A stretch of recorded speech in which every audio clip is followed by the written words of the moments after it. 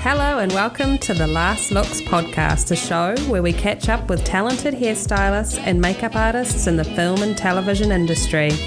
We'll pick their super creative brains and find out all the good stuff.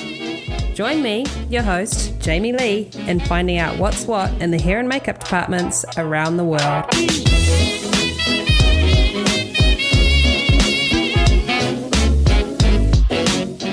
So today we're trying something new and we have a bonus episode, just a little something to get you through our hiatus period.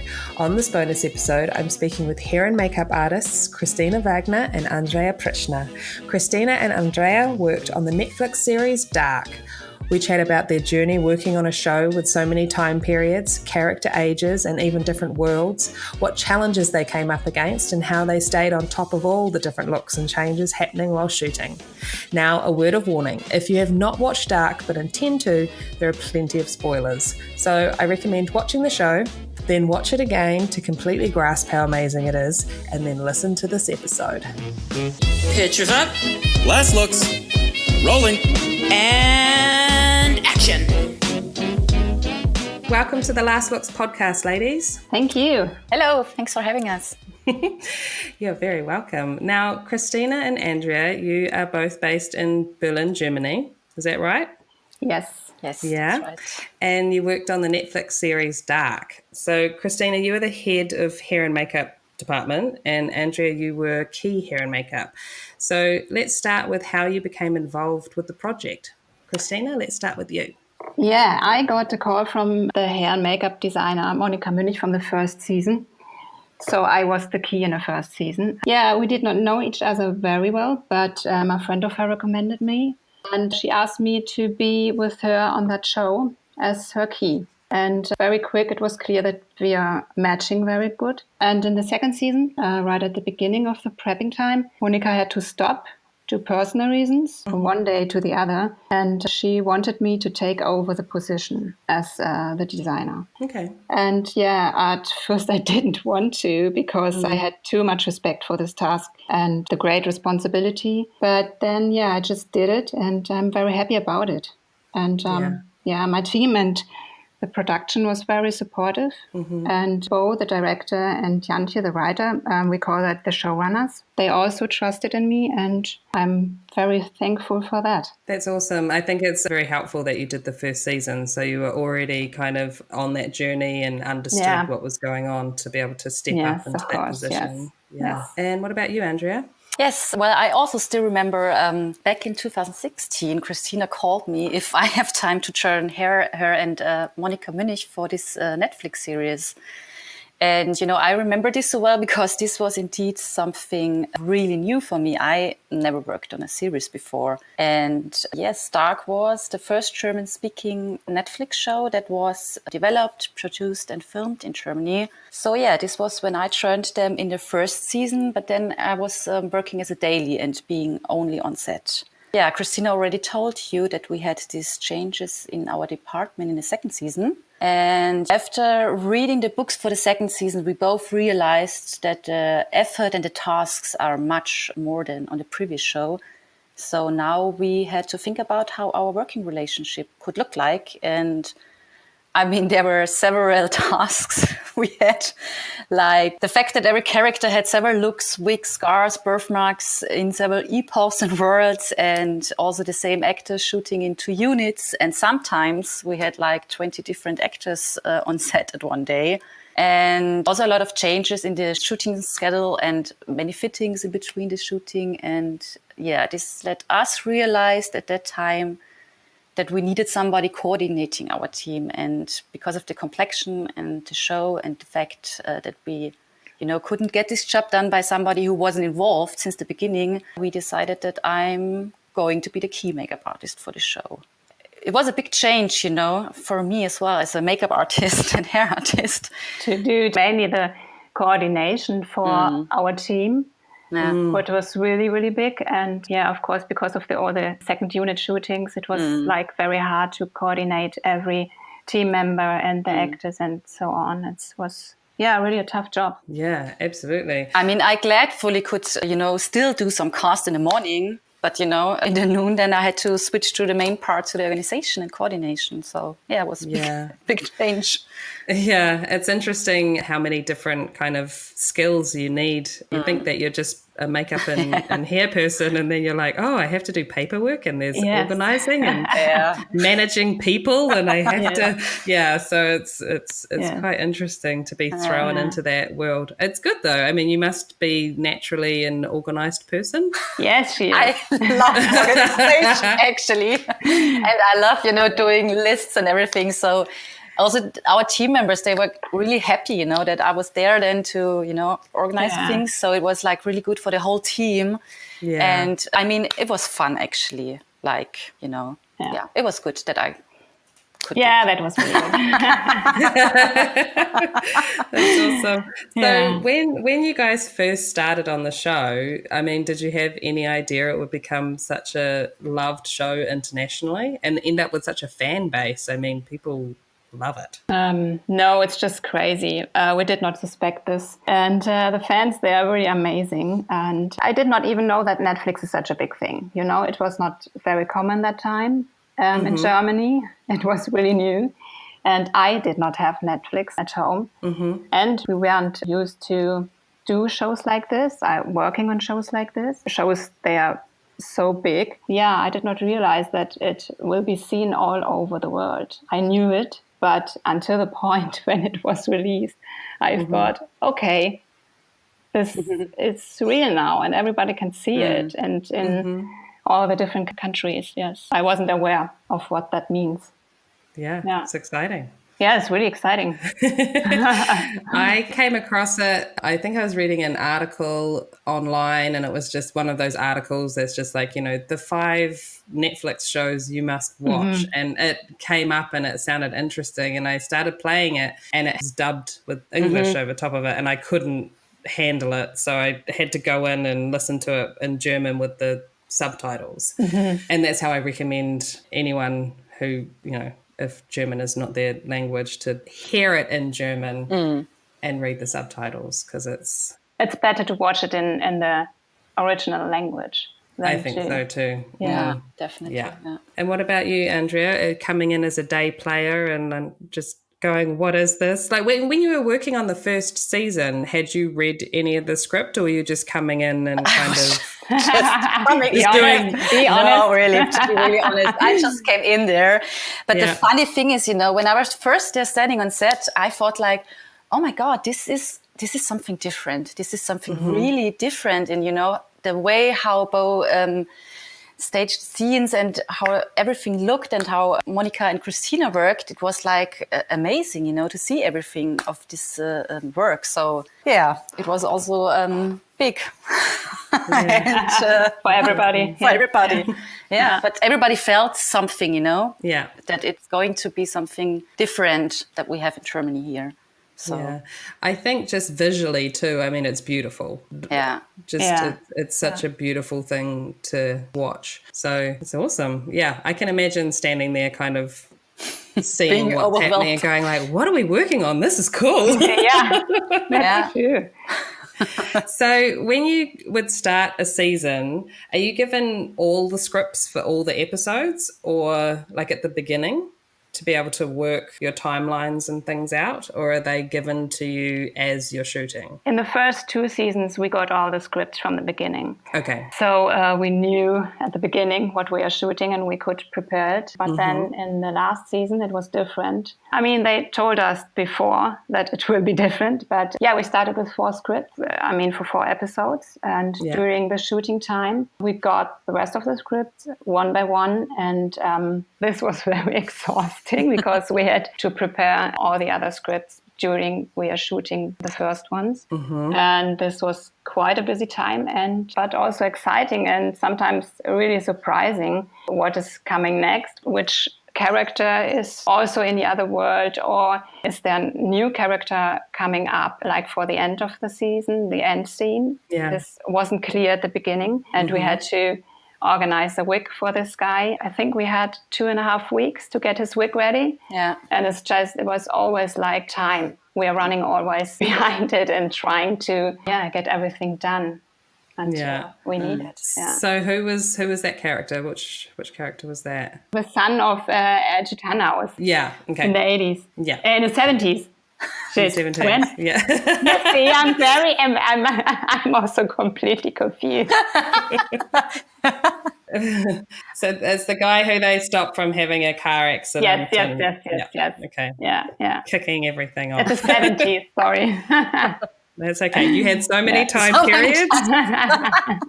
Sometimes we had to be careful to not get confused, Absolutely. In which time are we today? Yeah, I was going to say, like, I'm assuming that it was necessary for your team, Christina, to know and understand the story arc to stay on top of their continuity and what the characters needed to look like and all that type of thing. I think it's important to know the families and, of course, who is related to whom and in which world, and also the base story of how everything is connected. Mm-hmm. But I mean, otherwise you get completely lost and it's even harder to follow the continuity of each character. Yeah. I don't think it was important to understand the physical stuff and connections in that story. Yeah. I do not understand that completely. No, that family tree is the most insane. Yes. That's one reason why time travel shouldn't exist, because that family tree is outrageous. Yes. This is very crazy. Yeah. I mean, we had really several moments where we thought, like, really? How can this be? Or, wow, he's in love with his aunt. Yeah, that's really crazy. I know, but it gets so much more as time goes on, and you find out more and more, and you find out who Bartosz is the father of, and this and that, and you're just what? In our makeup rooms, we had like a big family tree hanging there, and this was like really good for us having this, Yeah, well, good for the cast. Yeah, too, right? For the cast too, for everybody. Everybody was really good. Yeah. To be able to understand what is going on and talk to other people about it and be like, how does this work? Yeah, and also the story with the chicken and the egg, the mother and the daughter. Yeah. From Elizabeth, that she is the mother of her daughter and other way around. And this was like, what? Okay. Who was first? The chicken or the egg? The mother or the daughter? We don't know. Oh my goodness. Yeah. It's outrageous. So where did you guys mostly shoot? Is it on location or did you do some stuff in the studio? It was half studio and half location around Berlin and Brandenburg. And for example, the cave, we shot half in the woods around Brandenburg, and the inside scenes, then we were shooting in the studio. But I think we really had great locations and places to shoot. It was really amazing, seeing all this and. But it was quite a long way to work for the most crew members, Okay. And I mean, it seems that there was a fair amount of night shoots as well. Yes. Yeah. especially in the first season. The first season, Yeah. I was going to say, don't you love night shoots? No. You're like, No, not really. No, I don't know who does. And it looked very, very good. So we had to. It was. Yes. It was very cool. I also just wanted to touch on, because being a hairstylist myself, and whenever I read a script and it's just like, blah blah is standing in the rain. There was so much rain. It's just rain all the time. Wind and the rain. So, I mean, how was that to deal with for your department? So luckily we did not have complicated makeup and hairstyles in the rain. Mm-hmm. And most of the time they were already in the rain. So they're not coming from dry to, wet and then back and forth and back and forth. Yeah. I mean, we did not have Adam or Claudia in the 80s in the rain, so that was good. It was more complicated or bad for the actors themselves. It was like a pain in the ass because we shooted the most of these rain scenes in wintertime, and it was freezing cold and this SFX rain. And it's not just, not a normal rain. It's just really, really heavy rain. Pouring. Yes, and no problem for us because we were protected. But the actors were really wet. Make sure they're looked after. Yeah. Yeah, there was one issue. I mean, in the third season, when it came up that we needed a stranger as Andreas Pitchman to be shaved for his Adam version, then the rain really started to be an issue. And as we were not shooting chronologically, we had to recreate the very catchy beard of him, which he always had in the episodes before. So this is the stranger as in the older Jonas, right? Yes, the stranger. Yes. Yeah, right. Okay. So when he was in 88, he always had this beard, but we had him then later for the Adam version. So for this, of course, for this SFX prosthetics, he needed to be shaved, and we were not shooting chronologically, and so that's why we had to recreate this beard. And so Christina and I, we did a hand-layered beard on him, but whilst fighting and standing in the rain. All day. All day. And so this was really... I think this was really the biggest challenge. Yeah. Mm-hmm. And we had to try out several glues, which is working when he is really soaked and not just for a short moment. I mean, the whole day. And we did not have the opportunity or the time to redo it in between. Yeah. So it had to last the whole day. Yeah. And what kind of hair can we use? What kind of perm are we using for the hair? Do we use like natural hair, human hair, or like artificial hair? And so we did like a mixture of everything, artificial, human hair, and a little part of lace beard. We say lace beard, is that right? Yes. Mm-hmm. Yeah. Yeah, and it worked quite well. That's awesome. Yeah. So that's good that you're able to kind of, like, were you able to test? Yes. Yeah. Yes, we had to. Yeah. So what glue did you end up using? Telesis, I think it's Telesis 8 matte. Yeah. Matte. We tried a lot. Yes. Yeah. And this worked quite good. It was just in one moment.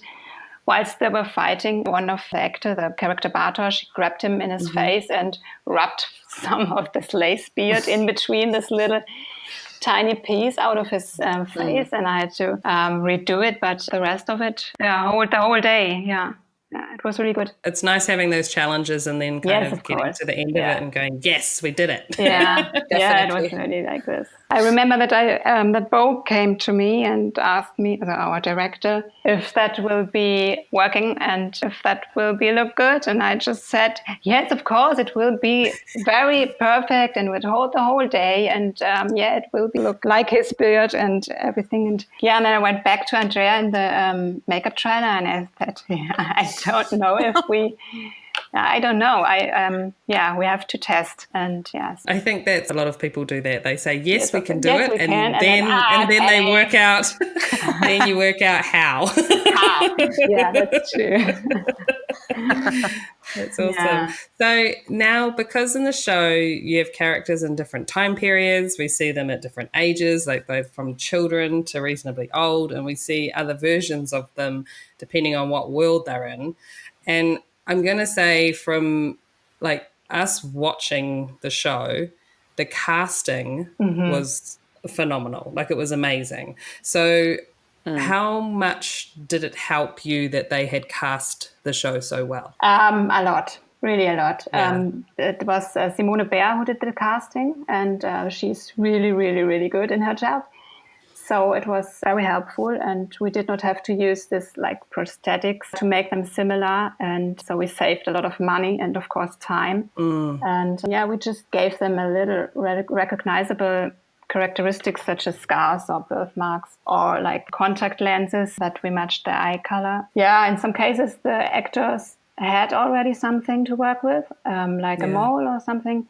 And in other cases we had to add each character the same, like gray hair piece or the blue and brown eyes from Claudia. I mean, another interesting thing that came up was that we also had to cover something because, the only version was already involved in season 1. And then a younger version came in season 2, and the younger version has like a mole in his face. And we had to cover that with Bondo transfer and things like that. That's awesome. I mean, we were just like watching the show. Every time you'd see you'd work out that that's an older version of that character, and you'd look at them and be like, wow, they really look like them. This is amazing. Yeah, that's really amazing. I would love to say it's all our work, but it's not. It's a nice mixture. But I mean, that you know, that's just one thing that you don't have to worry about as much. You've got a whole bunch of other stuff to take care of. So yeah. That would have been too much, I think. Yeah. So, like, with all the characters that we see in different time periods and worlds, what was your design process? Like, how did you work out their timelines? Is there, like, was the director involved a lot in that, and the writers? And Yes, involved is, of course, the director and the writer. That's Janti and Bo. They're also a couple. And she wrote the script, and he was the director, and they had really a good vision about the characters in their story. So we got a lot of information from them, and we discussed the first information about the personality of the character. And then we put together a few variations of hairstyles and makeup, which was compatible with the circumstances of the actor. I mean, if with the hair or the physicals and stuff like this.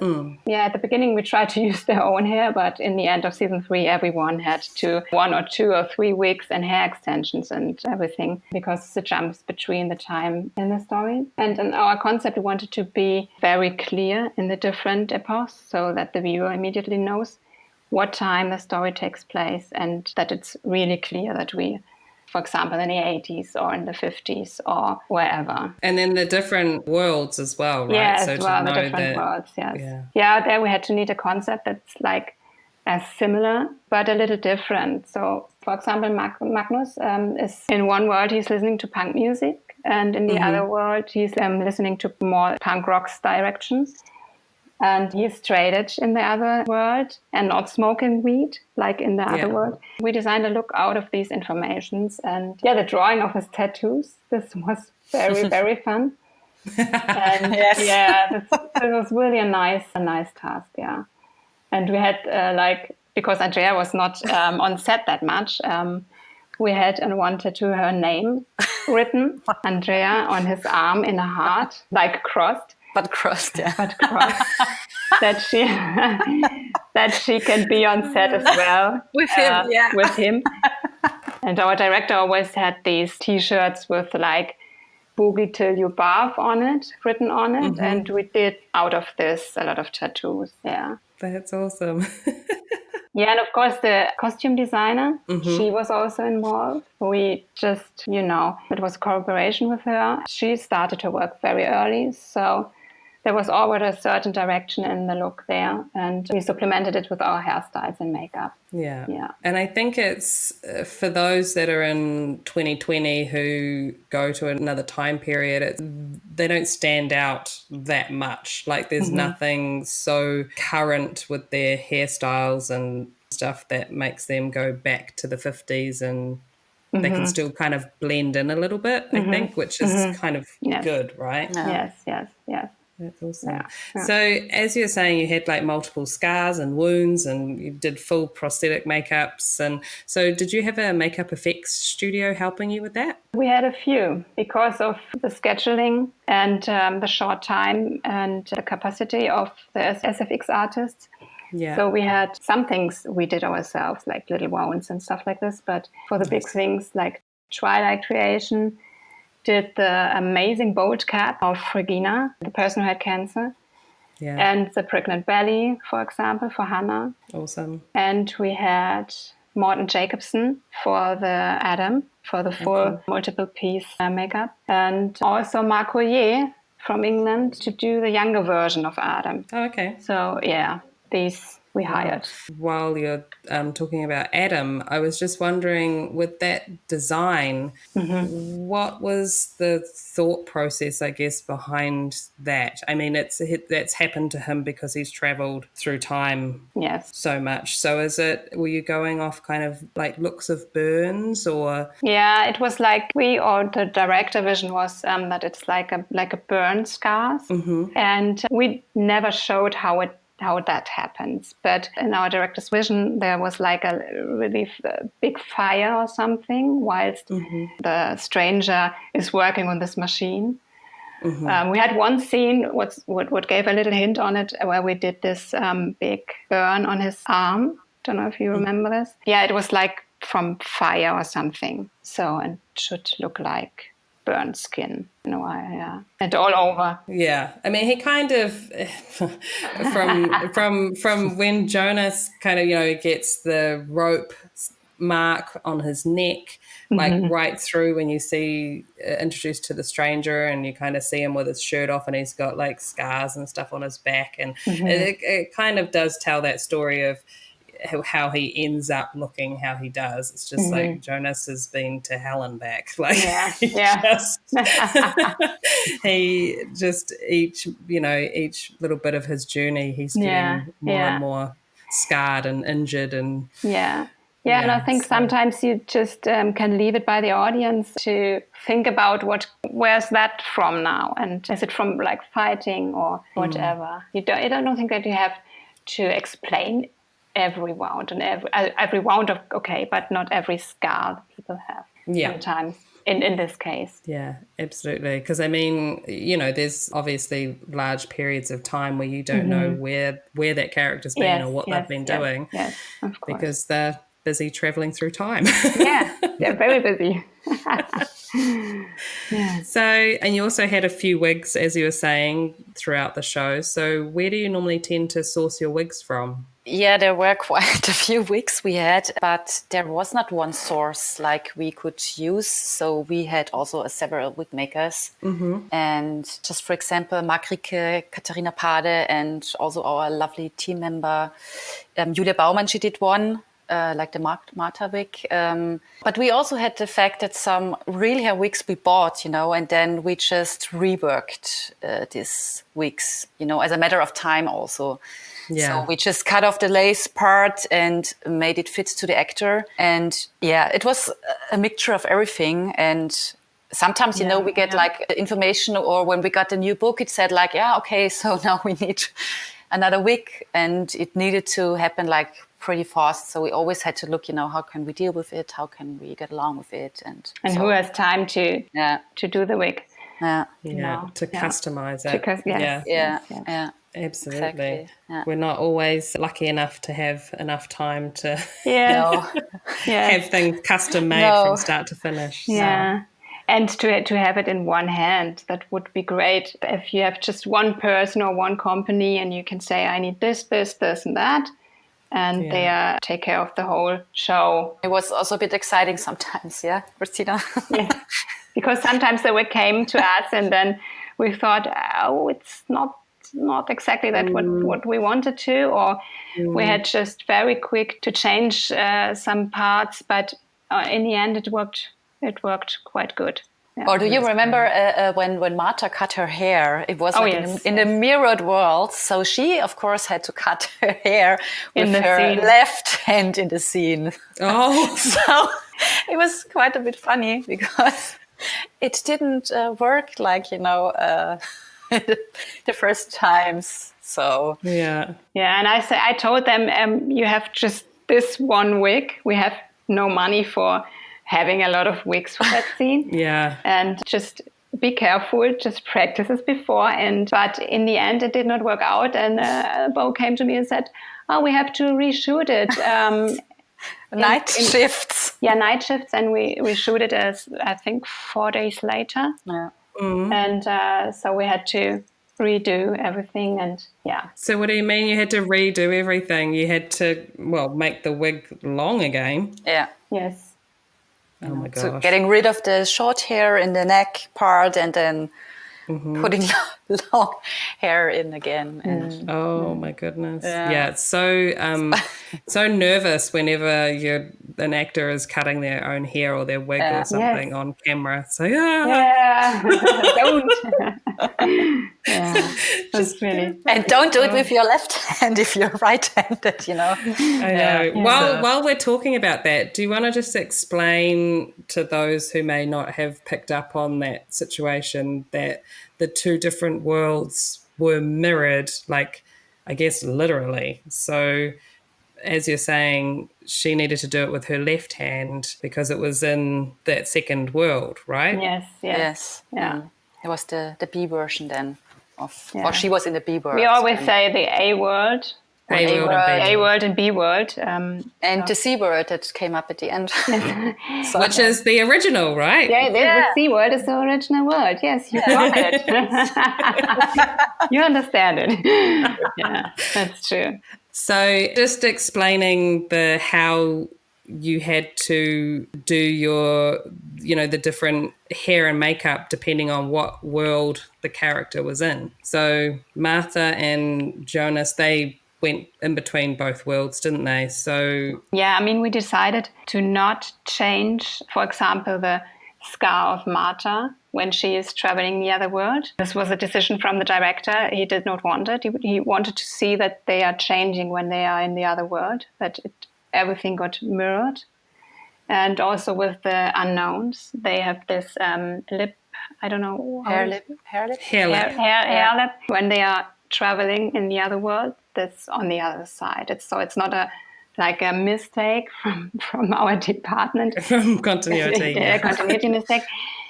We wanted to have it like this. That's to see they are now in the other world.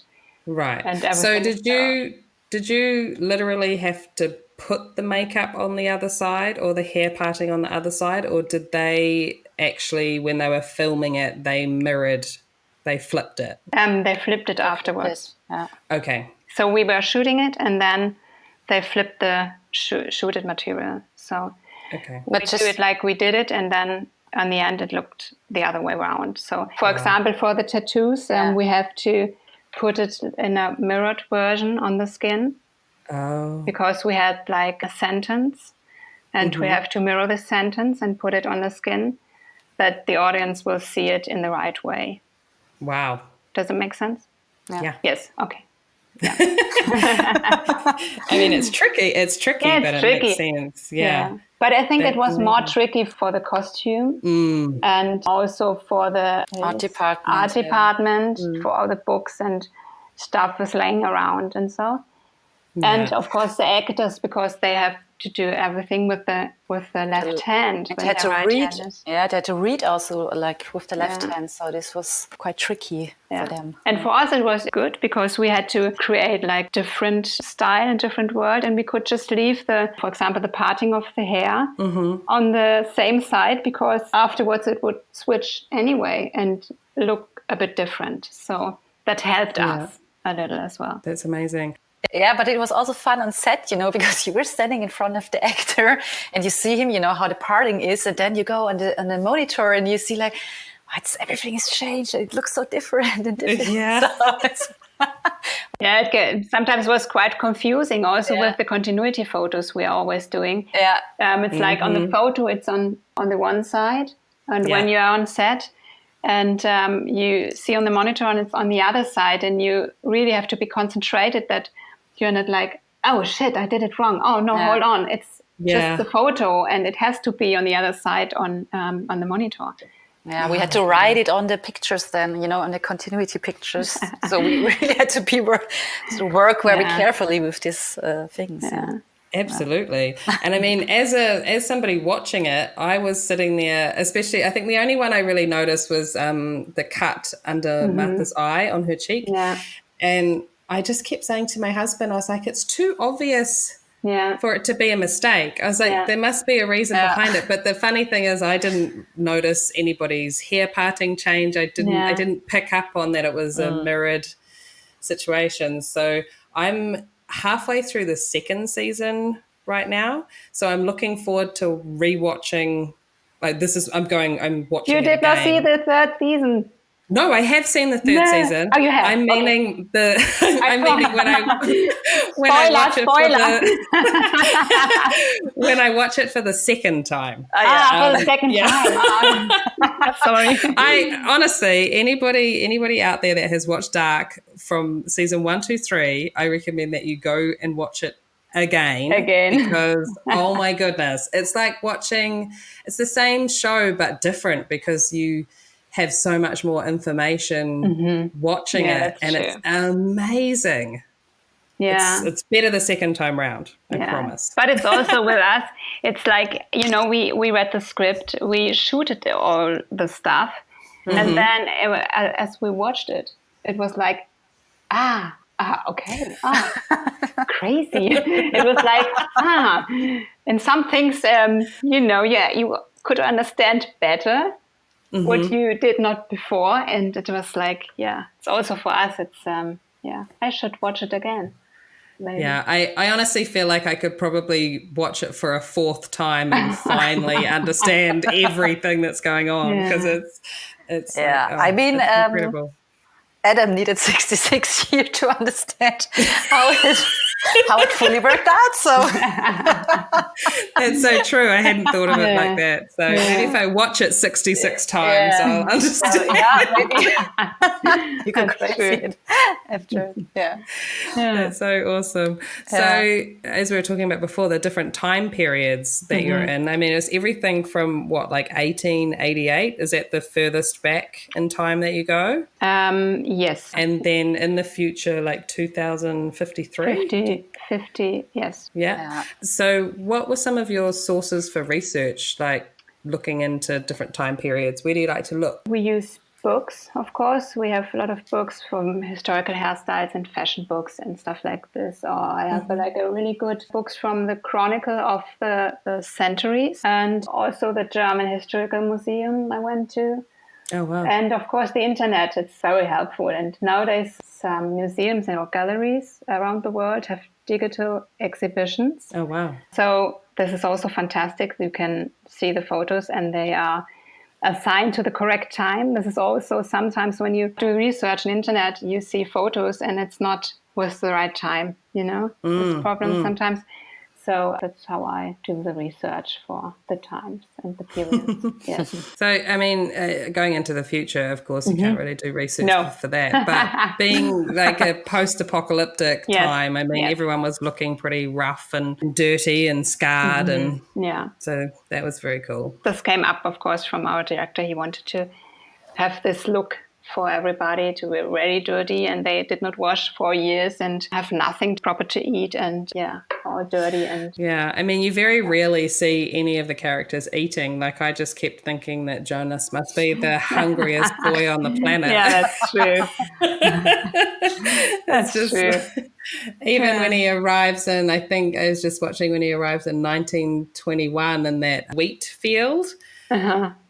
And they're like, you must be hungry. You want something to eat? He's like, no, I'm fine. But then he does actually, once he gets the, he's just being polite, but it's just like, eat something, Jonas, come on. Come on.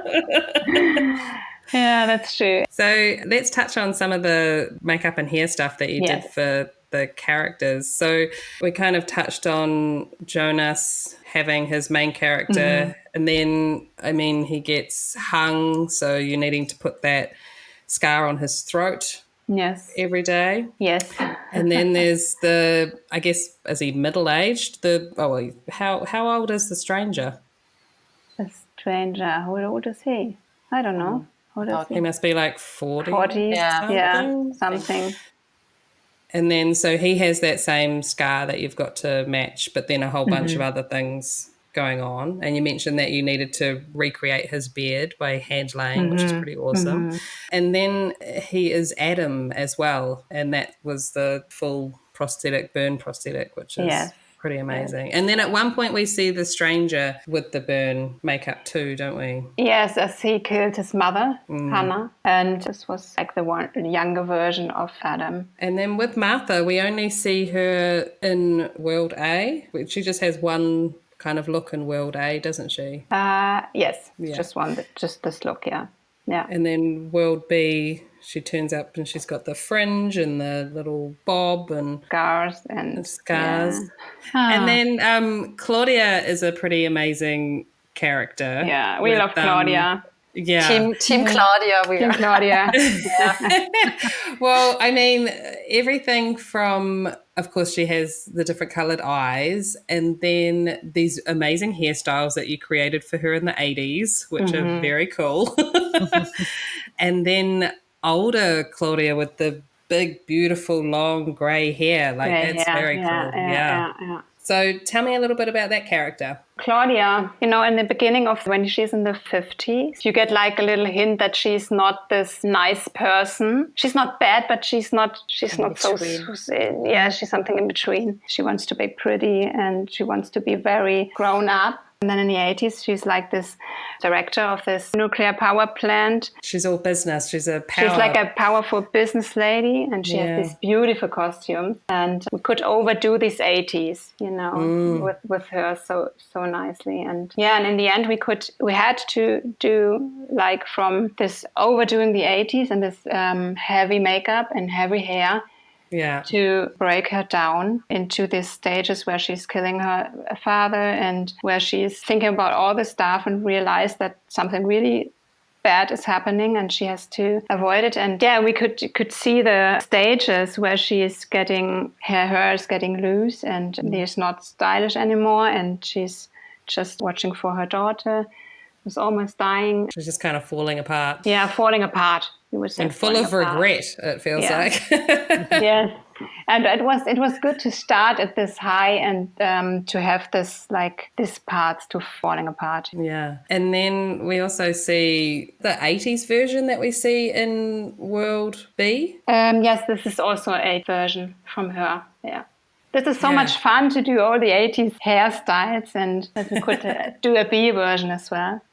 So, It was cool to see Claudia's 80s version of the B world, because she's still so recognizable, but she looked so different at the same time. Yeah. It was quite well done. Yeah. It was awesome. Yeah, thank you. And then you had quite a bit of prosthetic work to do on, I don't know if I'm going to say his name right, Helge? How do you say his name? Yes, Helge, that's right. Helge? Yeah. With his ear, like his ear scar. And then when we see World B, he's got it all over his eye. So that was a pretty cool difference between the two of them. And the story behind is so sad. Yeah. How he gets the ear and the eye. Did you have somebody come in to do that, or were you guys taking care of those scars? For the ear and the eye, we did that ourselves. So our makeup team did that. Awesome. And just the really, really big stuff. We hired professional SFX makeup artists.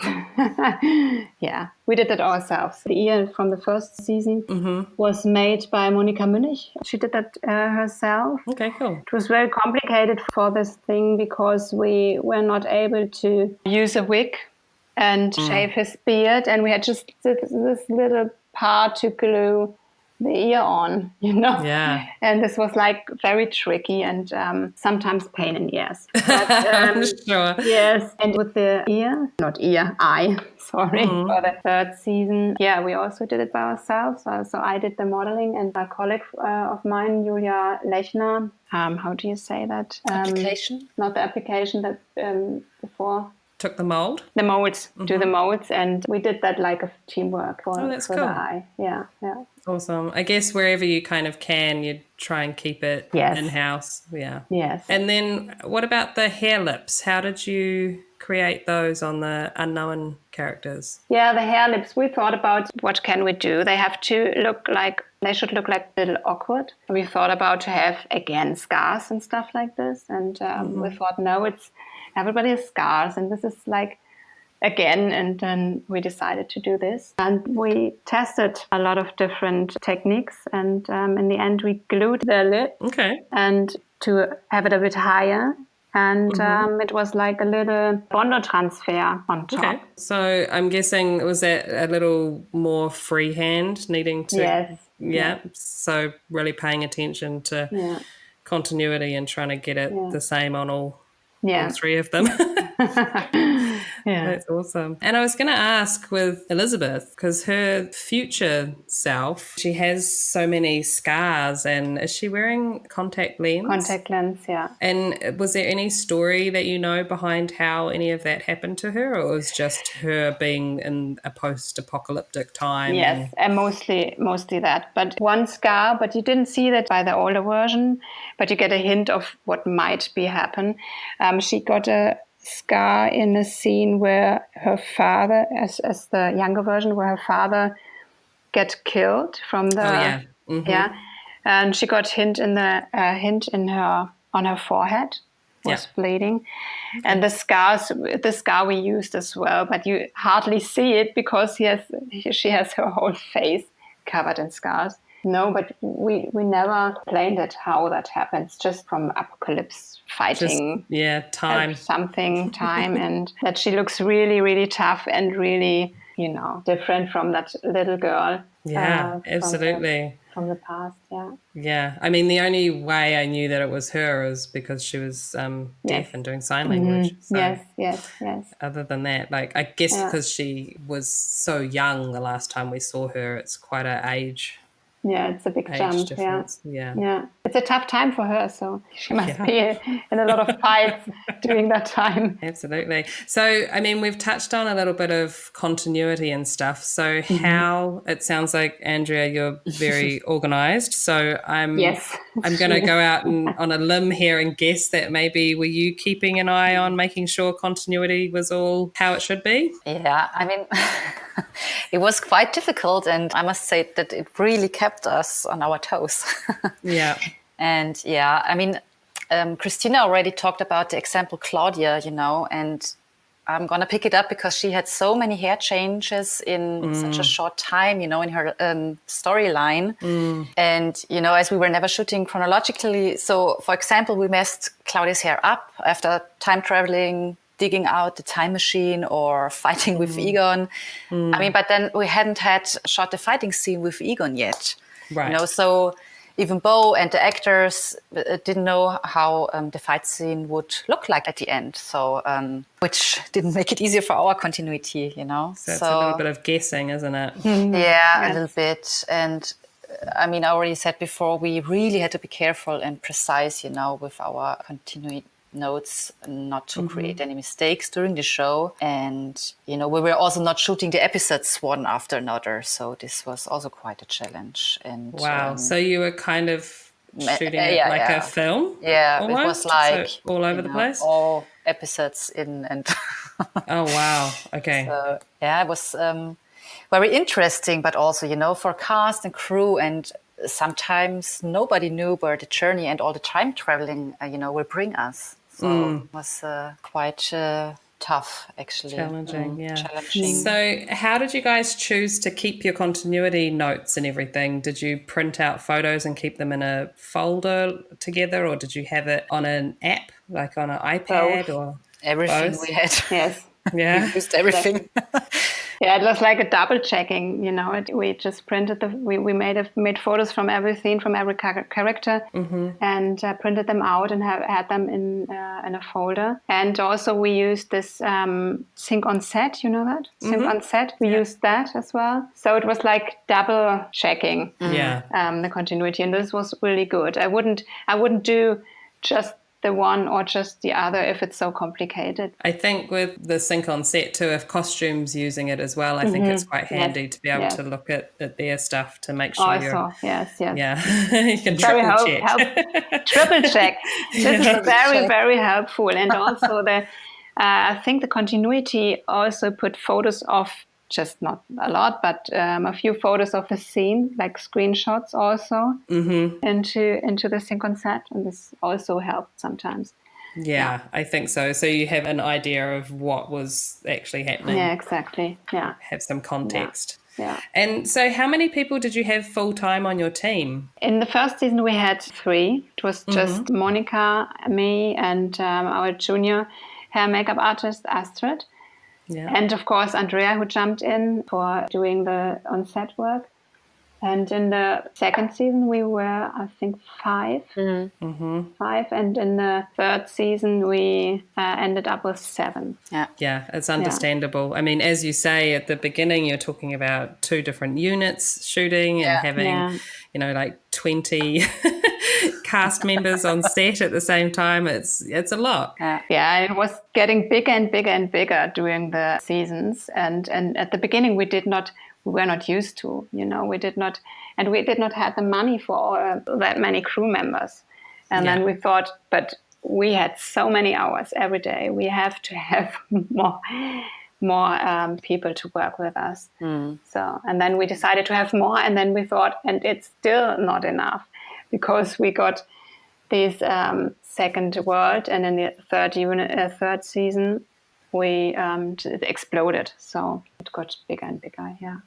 I must say that we really had an amazing team, because working together for such a long, intense, and also exhausting time can be really tough, if you don't come along well together. So we had really a great time with these professional and lovable team members. And we couldn't do it without them. This is very important to mention. Well done, Seth. Well done. Yeah. So. Yeah. That's awesome. Yeah. It is good when you find the right people to help you out. Yeah, definitely. Amazing. Yeah, especially for such a long time shooting, Yeah, and I imagine it's the type of job that you need to be like excited about it and interested in the story and, just be really invested in it. So therefore you do a good job and get it right and pay attention to what is actually happening with the characters. And that's true. It's amazing. A lot of passion they had, all the crew members. So it was what they needed to do this and to stay this long and these days and in the rain and outside when it's freezing cold. And Wow, that's awesome. So how do you feel now that it's all come to an end? Like, do you feel like there could have been more seasons than just 3? No. I mean, it's sad because we really loved the team members, the crew, and we really had such lovely actors. I really have to say that. And everybody was so into this project. And so it was a dark family, right? Yes, it was like a family over the years. And that's sad not to continue that. But story-wise, it would make no sense when you just go on with the story and just because of the success and maybe the money, no. Yeah, and it just kind of ends up dragging on. Yeah, and sometimes it just has to come to an end, Otherwise, I feel like maybe the people watching would feel like they are also going around in circles. A long time-traveling loop. Time-traveling loop. Yeah, exactly. That's what you would end up feeling like, that you're along with the characters for the ride and it just keeps going and going and when is it going to end? That's true. Yeah. That was and good. Also, I mean, there's something else coming up and we're excited if the audience would love that as well. So That's cool. So looking back on all 3 seasons, I mean, you've mentioned a couple of challenges that you came up against, but what were some of the more challenging parts of working on the show? Whether it's just your day-to-day working or specific makeups or hairstyles that were very challenging? And the biggest challenge, I think it was, from makeup-wise, it was the beard of the stranger we already talked about. Yeah. But also, I think, Andrea, you can tell that... The Uhrmacher, the time-lapse story, that was also, pretty... challenging, letting Arndt Klavitter start in the 70s and then getting him older and older with several wigs and then ending up with a beard, letting him look like the old Uhrmacher, Christian Steyer.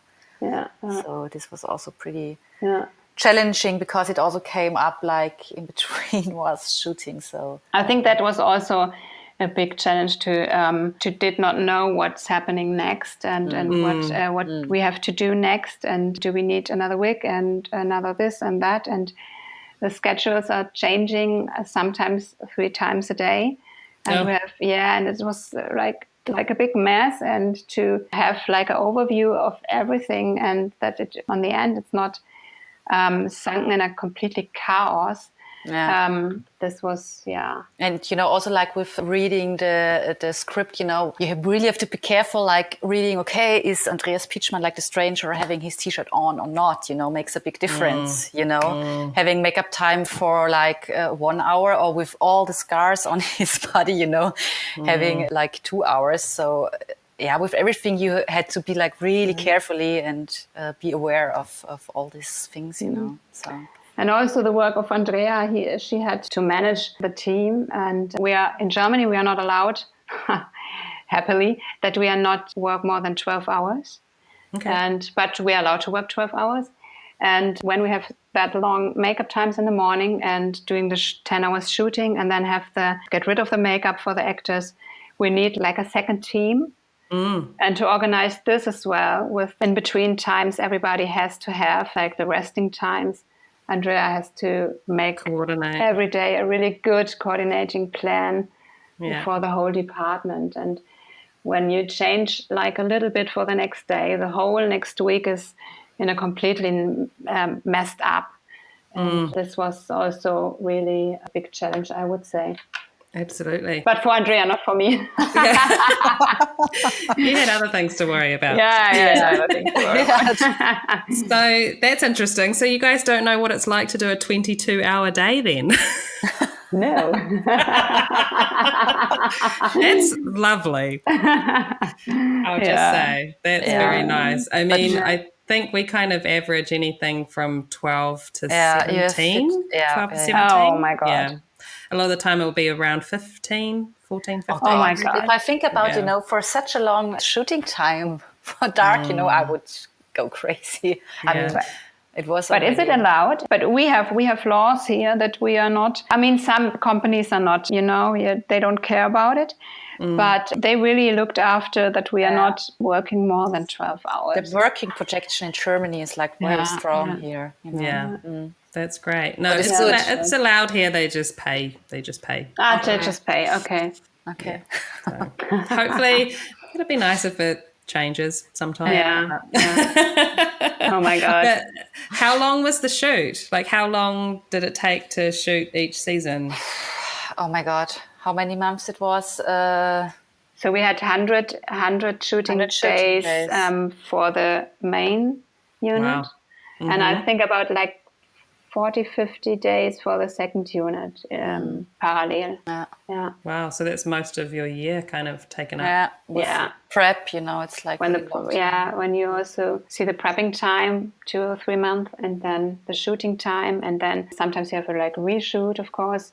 And, wow, that's great. A long time, I think it sounds like it's a good way to do it properly instead of rushing. We've got to do it in 4 months. Yes. No. No, you've got 2 weeks prep. That's it. Oh no. It's a nightmare.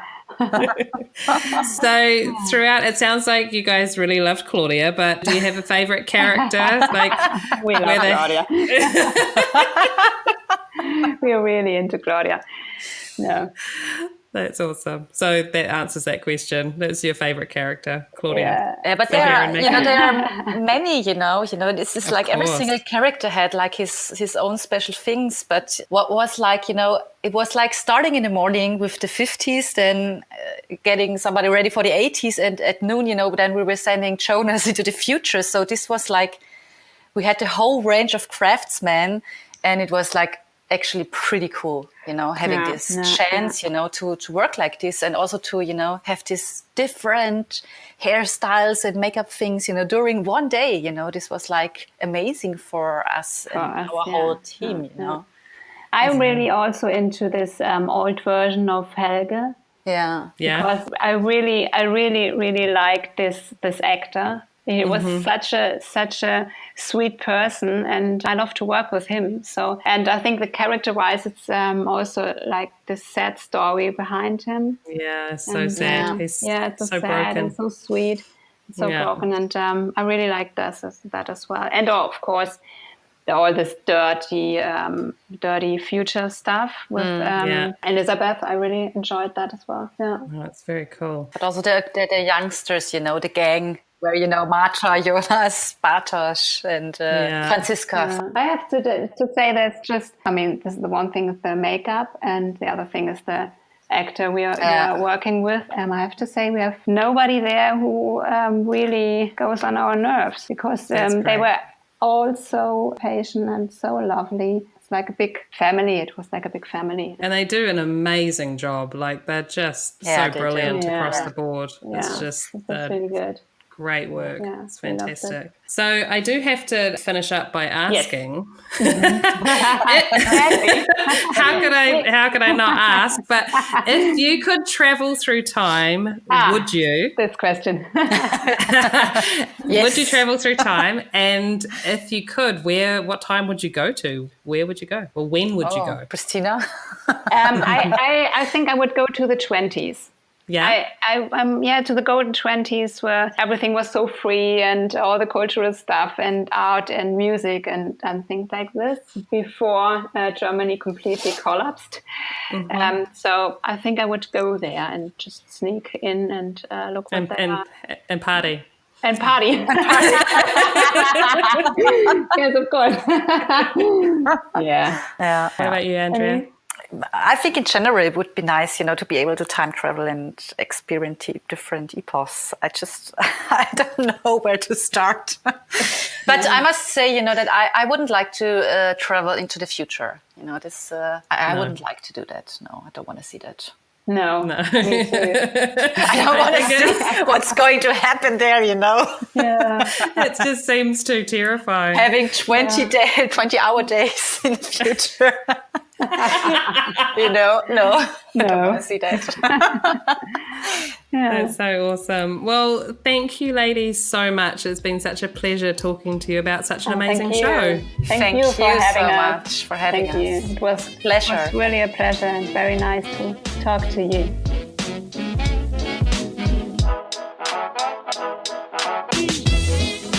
For links to see more about our guests, go to our Instagram at The Last Looks Podcast or our website, thelastlookspodcast.com. If you want to keep up with new episodes being released, be sure to subscribe through Apple Podcasts, Spotify, Amazon, Google Play, YouTube, or any podcast streaming platform.